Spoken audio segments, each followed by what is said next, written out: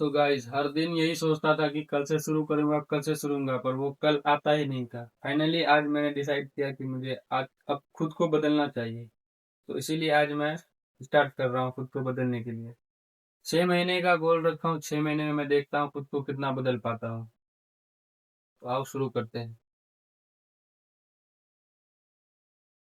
ये रही मेरी बॉडी कंडीशन। देखते हैं 6 महीने में इसको कहाँ तक डेवलप कर पाते हैं। स्टार्ट।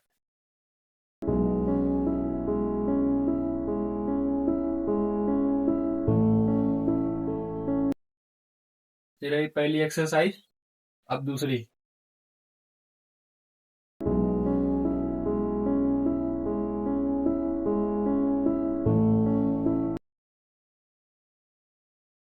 यही रही दूसरी।